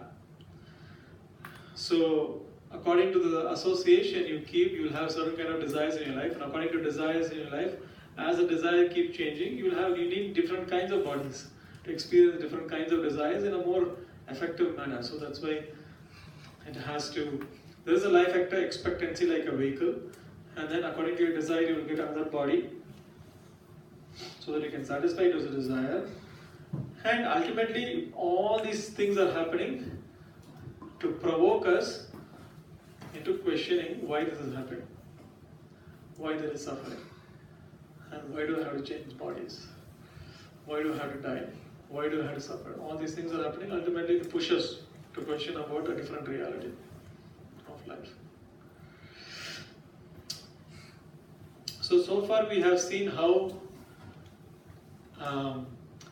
the working, internal working, the inner workings within the body-mind complex, the intelligence, and so on and so forth. Just to give a brief introduction, we will now talk about how the externals can also affect our internal. So what do you mean by external? So there is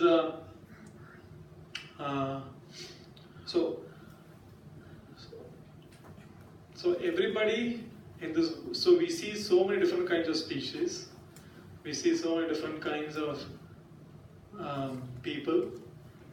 Is everybody the same? No, right? Or somebody believes everybody the same. What? At some level, yeah, but what about everybody's nature? Very different. Everybody's nature is different. Everybody is different, right? So if there is a situation, and I put you in a situation, alright? let's say there is this building catches on fire. I mean, just assume, just a hypothetical situation. It's not real. Let's say the building catches on fire. What are the different reactions you can experience? You can see or observe. There is a fire extinguisher. Fire extinguisher. Fire extinguisher. Good. That's one way to react. Tell me another way. That's the exit way. There's an exit. Save, Okay. Save children or Save children. Okay. Run out as soon as possible. Run out as soon as possible. Okay. Call 911. Okay. Panic. Nice. I mean, it's not that she's going to do that, but she's just telling a different reaction. What other reactions can happen? Don't tell only the good things. Tell about I'll go out the first. fear, and then I'll pushes everybody and go out first. Stampede. Attempt to save self, then Yeah. nearest one, then ours. Okay. Yeah. Okay. Yeah. I mean, there are different reactions you can see. So there is a set of reactions wherein you are alert and you do what is good, and your judgment is sharp, and you do what is good for yourself and for others also. Right? There is a reaction like that. And then there is a reaction where one can get panicked and can do not necessarily the best thing for oneself or for others. And they may end up doing best thing for themselves, but probably not for others. So, and then there is this class of reaction where they just sit down and start crying, and they become helpless.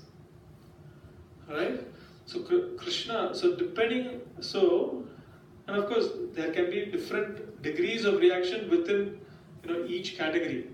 But broadly, 3 categories of reactions we can see is being alert with good judgment and active. Second is being panicked, being hyperactive, and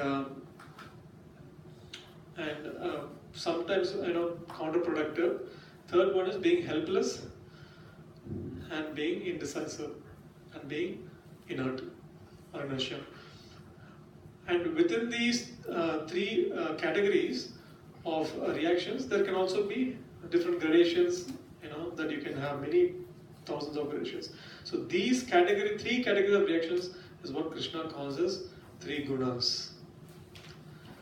So all of us put in a different situations, we react differently because we are conditioned in a certain way. And the way we are conditioned is by acting in what Krishna says as 3 modes. These 3 different classes as 3 modes: the sattva guna, the rajo guna, and the tama guna. The mode of goodness, the mode of passion, and mode of ignorance.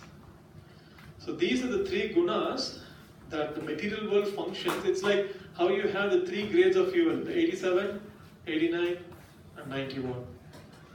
One is refined than the other, but there are 3 grades of fuel that your car can actually consume and then run.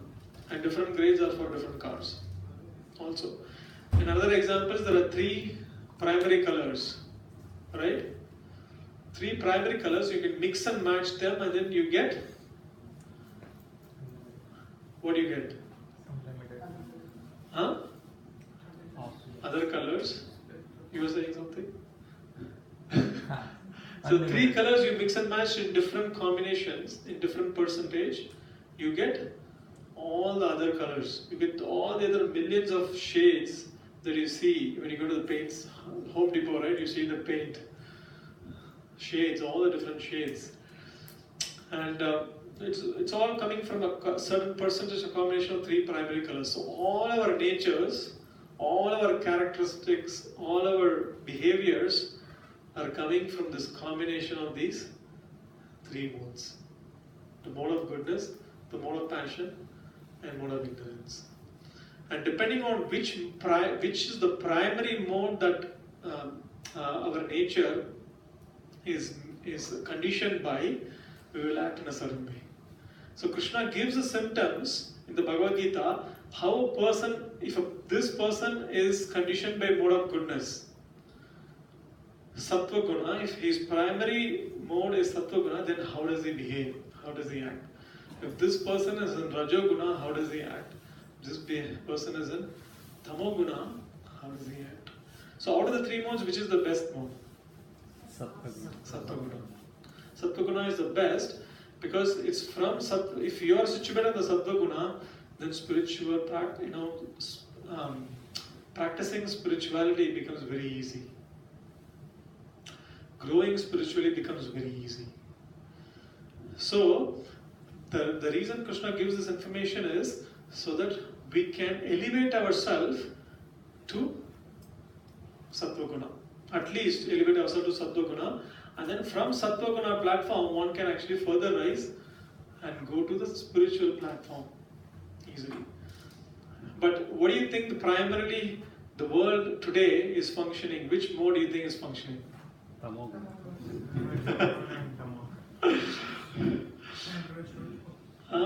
It's actually a mix of Rajoguna and Tamoguna. Of course, you need to know the symptoms to understand why it is so. You need to understand the symptoms to know why it is so. So we'll stop with the definitions and then we'll continue it next week. So definition: Sattvam Rajastam Eti Guna Prakriti Sambhava Nibadhanti Mahabaho Dehe Dehinam Avyayam. The material nature consists of three modes: goodness, passion, and ignorance. When the eternal living entity comes in contact with nature, O mighty armed Arjuna, he becomes conditioned by these modes. So the spiritual living entity is beyond these three modes. We are spiritual in nature. We are not part of these modes, but we become conditioned by them when we come in contact with this material nature, into these three modes. So this is another example. What is this? Bulb, which emits white light. So if you cover it with a colored paper, it's going to emit the different colors. So this is how the pure living entity, which is spiritual in nature, is emitting spiritual qualities and spiritual nature, becomes conditioned or covered by the different modes. It starts emitting different characteristics.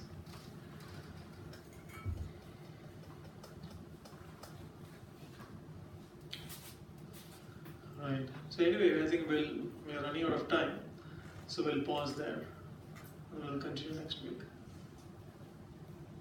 That's okay? So what we will do is we will do, did we already do some meditation practice at the beginning? No. So we'll do some meditation practice so that we can, so what this mantra meditation will help us is, you can pass around. What the mantra meditation will help us is, it will help us to initially, in the initial stages when we're just starting, it will at least help us to come to the level of mode of goodness. So mode of goodness is characterized by clarity, alertness, and being active. Mode of passion is characterized by restlessness, lot of endeavor, but sometimes productive, sometimes counterproductive. Mode of ignorance is characterized by inertia, laziness,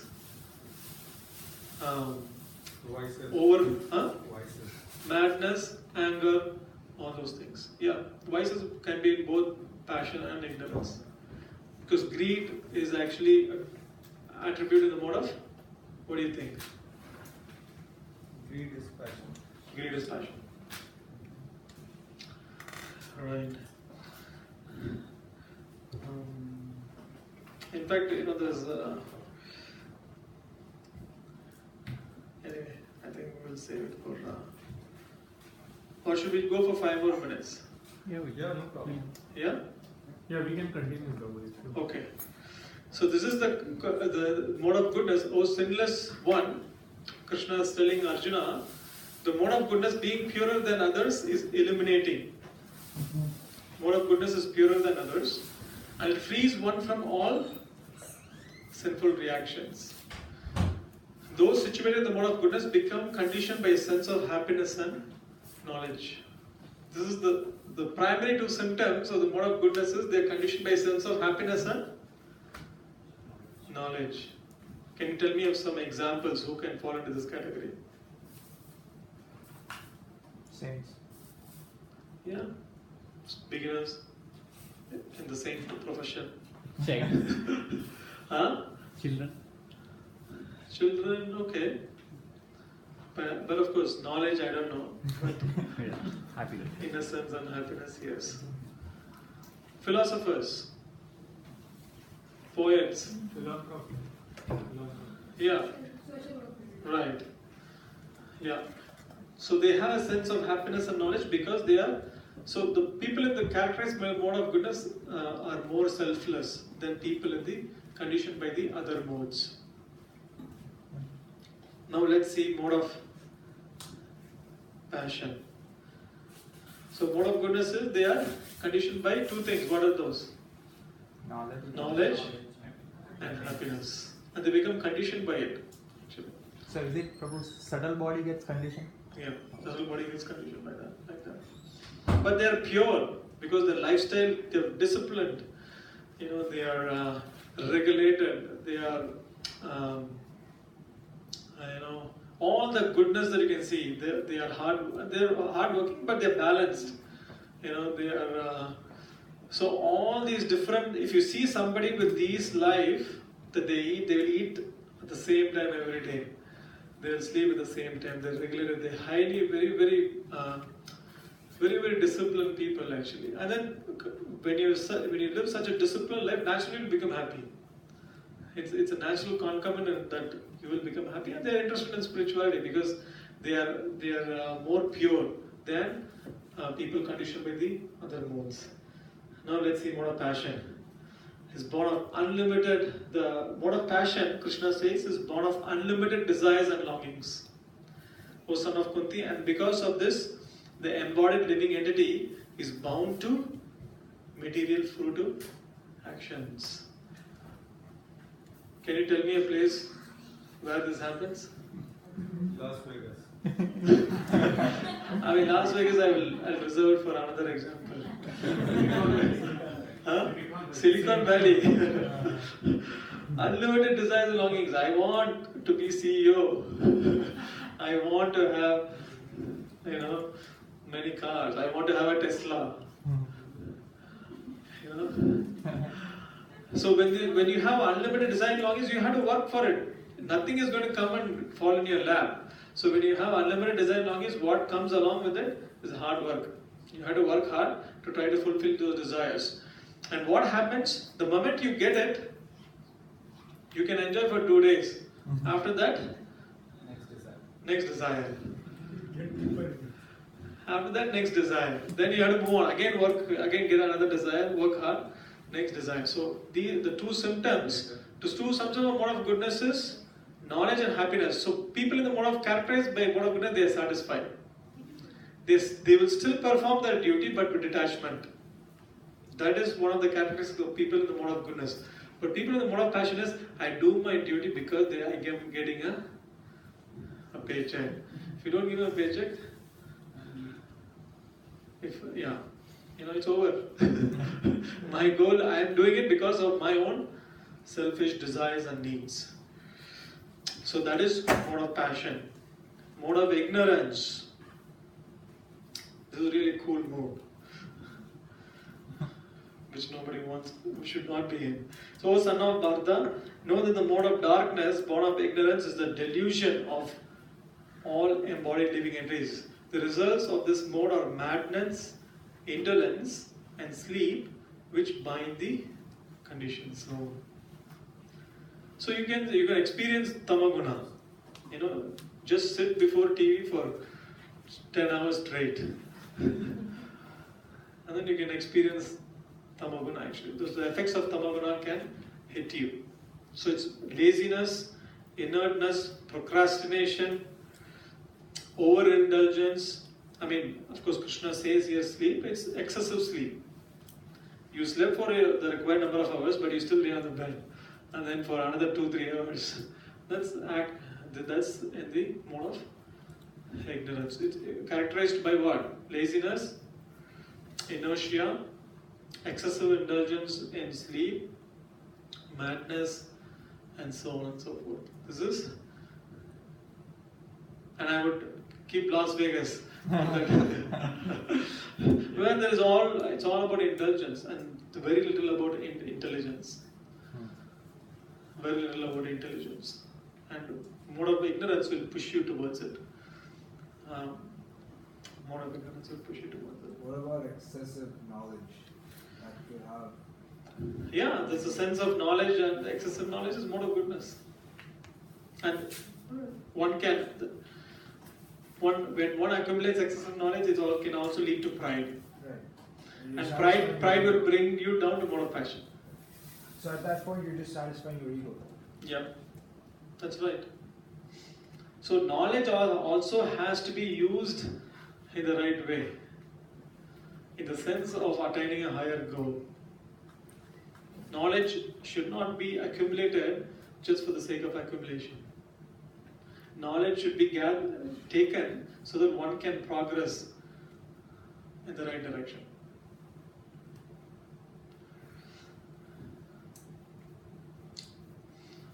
So tell me this. So Krishna's now in the whole Bhagavad Gita, Krishna will categorize all different things in 3 modes. He'll categorize happiness in 3 modes. He'll categorize understanding in 3 modes. He'll categorize determination in 3 modes. He'll categorize food in 3 modes. He'll categorize faith in 3 modes. He'll categorize what else? I think food is said, so that's the important thing is covered. So renunciation 3 modes. So anything that you see in this world can be categorized in the 3 modes. And anything you can experience can be categorized in 3 modes. So happiness, and that happiness which is blind to self-realization, which is delusion from beginning to end, and which arises from sleep, laziness and illusion, that happiness is in the category of Tamaguna. Correct. And that which may in the beginning may be just like poison, but the end is just like nectar, and which awakens one to self-realization. That is happiness in the mode of Sattva, mode of goodness. That's correct. So can you give me an example from your life, or a material example of what is except for Sanket, because he already attended the class. No, wake up early. Wake up early, very nice, good one. So waking up early to do your, of course, to do your spiritual practice. Because you wake up early and do any other thing, then that may not lead to the desired effect. But waking up early, it sounds like it's like poison in the beginning, right? That's why now they have invented alarm clocks which can fly. Yeah. Because people can get up and run after it. But it's unappealing in the beginning, but then you wake up and then you get on with your activities and you do your spiritual practices, and then you get ready on time, then you feel happy. That's happiness in the mode of goodness. So any activity which is beneficial in the long run has this characteristic. Any activity which is beneficial in the long run has these characteristics. For example, you're studying, right? I mean, when there is, you have to study and prepare for an exam, it's never appealing, right? But still, if you do it, and then you really do well in an exam, then the end result is. So any activity, it's called Shreyas. Any activity which is the beginning doesn't feel appealing to the senses, but in the long run is extremely beneficial, satisfying. That is called Shreyas. That's beneficial in the long run. And Krishna categorizes the end result as happiness in the mode of goodness. And what is that happiness which is derived from the contact of the senses with the sense objects, and which appears like nectar at first, but poison at end? What is the category? Tamo guna. No, it's not Tamo. It's Rajo. That's Tamo. That is happiness in Tamo guna. This is happiness in Sattva guna, and this is happiness in Rajoguna, which is immediately appealing. So you have exam and then there's a cricket match going on, close the books and you watch cricket match. You know, it starts, appears like nectar at first, and then next day after the exam, it will be poison at the end. So any activity is called prayers. Any activity which is only beneficial in the short run, which falls under the category of Rajoguna. So when we give into our want of indulgence without thinking about different things, and then it's immediately appealing, but the end result is not so appealing. That is happiness in the Rajoguna. So these are you can see how the three modes, how the symptoms of the three modes are. Of course, symptoms of the symptom of happiness in a mode of ignorance is, it's actually suffering from beginning to end. That is happiness in the mode of ignorance. I mean, one of my teachers, he gave this example that he was seeing, this was in Seattle when I was staying at that time. So Seattle is pretty cold. So he was talking about an example of a person who was sitting in a cold lake and trying to do fishing. What do you think the happiness or the joy is? Which category does it classify as? It's not Sattva. It's cold. It's cold and he's trembling. And then he's doing fishing. So it's suffering from the beginning to the end. Because he is now, he's doing that activity, he's suffering right now because of the cold winter. And he's doing that, of course, all of you may not understand it because you're living in California, but it can get pretty cold. And then if it's really, icy, then you're suffering at this point. And then you're doing fishing, and then you're killing this poor fish, and then you're going to suffer in the future also. So this is really paltry happiness, which is in the Tamoguna. Anyway, we'll continue next week. We'll just do a quick meditation session, and then we'll continue next week.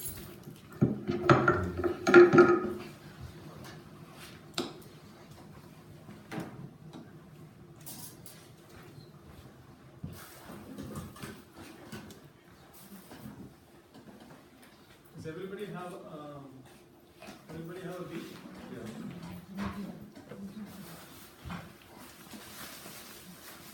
So what we'll do is, we will start with, so there are 27 beads on this. So initially we'll just go with, we'll start with Om, and then what we'll do is we'll chant.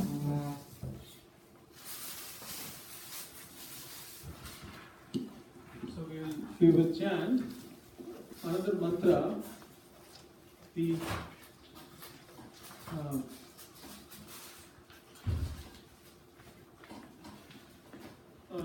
Hare Krishna Maha Mantra. So, as we were discussing, for the past few weeks, Om, of course, is a universal mantra, and it helps one to become self-centered, and it helps one to become self-aware. But then there are different kinds of mantra, and of course the other mantra there are many mantras, and we will not go into each and every mantra. So the other mantra that we will explore is the Hare Krishna Maha Mantra. The reason we will explore that is because the Hare Krishna Maha Mantra, it's said in the Kali Santana Upanishad, there is a conversation between Narada and Brahma. So, Narada Muni is asking, what is the easiest way to negate the effects of Kali Yuga? And of course, the effects of Kali Yuga, we can go into much more detail of what it is, but we can understand it's negative. And so the easiest way to negate the effects of Kali Yuga is, Brahma replies that Hare Krishna, Krishna Krishna, Hare Hare, Hare Rama, Rama Rama, Hare Hare, iti sodashakam nam Kali Kalmasha Nashana.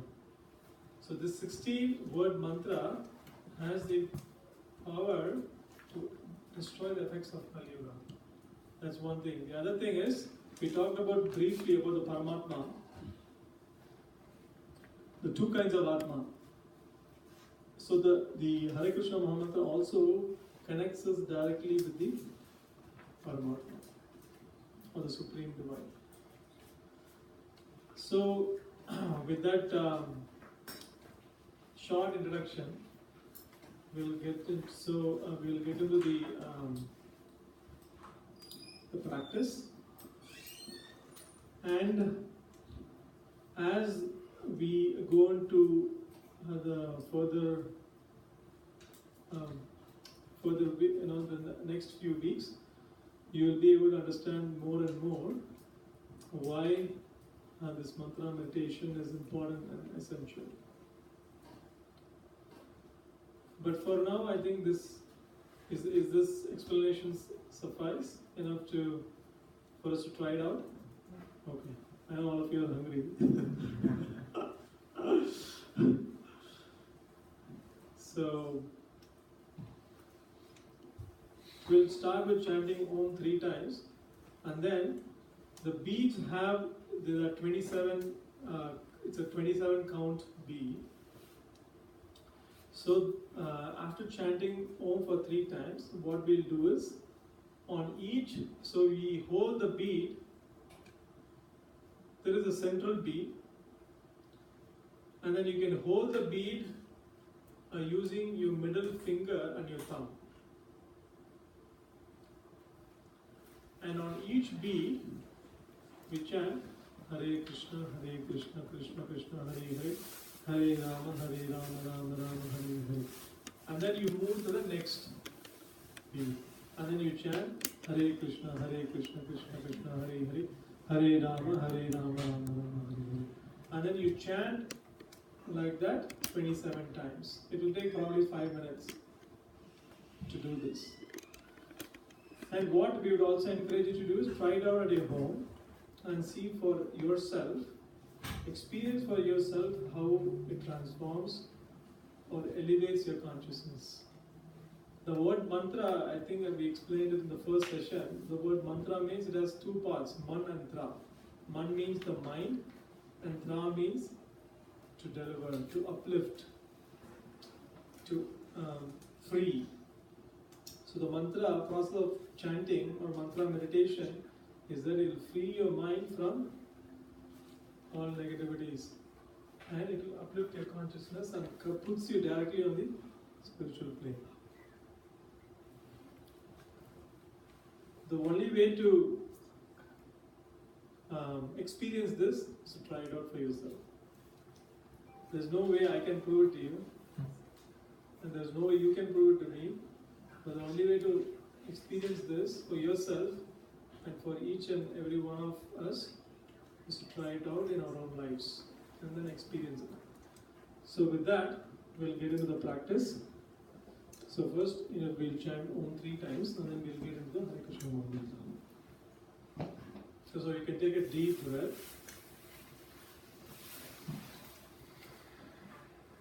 And then chant.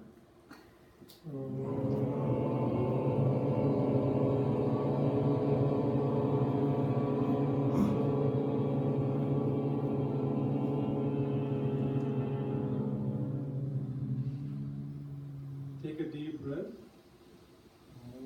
and chant.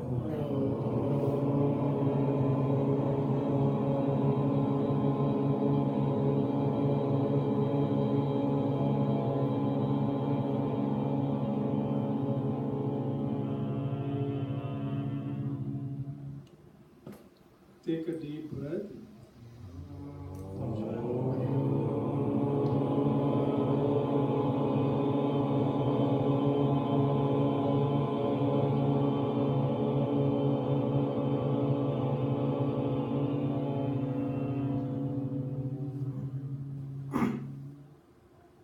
Now in unison, on each beat, we'll chant the Hare Krishna mantra. So we'll start. Hare Krishna, Krishna Krishna, Hare Hare, Hare Rama, Rama Rama, Hare Hare, Hare Krishna, Krishna Krishna, Hare Hare, Hare Rama, Rama Rama, Hare Hare, Hare Krishna, Krishna Krishna, Hare Hare, Hare Rama, Rama Rama, Hare Hare, Hare Krishna, Krishna Krishna, Hare Hare, Hare Rama, Rama Rama, Hare Hare, Hare Krishna, Krishna Krishna, Hare Hare, Hare Rama, Rama, Hare Hare, Hare Krishna, Krishna Krishna, Hare Hare, Hare Rama,